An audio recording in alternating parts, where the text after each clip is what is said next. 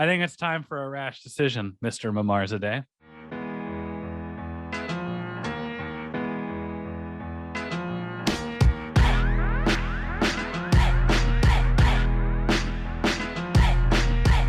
So here we are. We're 5-9-1 on the season. After 8 years of retooling, tooling, rebuild, toolings, this is where we've arrived at, all of us collectively. Usually my biggest piece of advice for people dealing with any form of pain or trauma is that the only thing you can do is the emotional homework.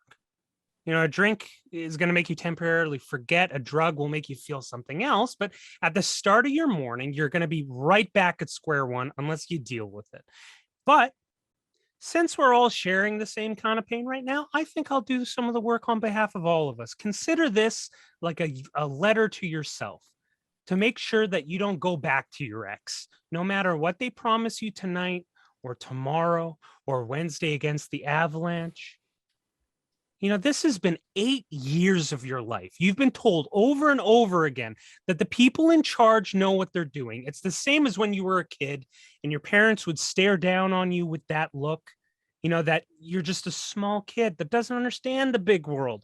For 8 years of your life, Get Lucky was the biggest song when this all started. Radioactive by Imagine Dragons just started destroying the universe. 8 years, being told that this could be turned around in a hurry, that the darkest is always before the dawn, preparing to be Batman, that they sort of ran out of time, that change is coming. It's all one giant gaslight over and over. The only thing they're banking on is your empathy toward the logo, your gullibility to question that, yes, you might not be too far from the truth that has been right in front of your eyes for almost a decade. I can shout at Jim. I can shout at his Tracy McGrady trading Ryan O'Reilly offer sheeting only to be put on waivers sidekick John Weisbrot. But to paraphrase Pam Beasley, when a general manager gets behind the wheel of a franchise and crashes it into English Bay like a runaway storage container, you don't blame him. He's just a guy still hired after 8 years to do this job. No, you blame the 61-year-old blueberry and real estate baron who gave him the keys and said, I don't want to rebuild. You don't deserve this. We don't deserve this. I want you to remember that they've done this to themselves. I want you to remember how they've made you feel.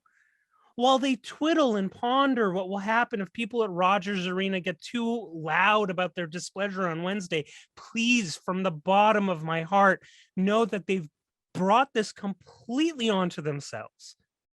We had nothing to do with this. Right now, we are not all Canucks.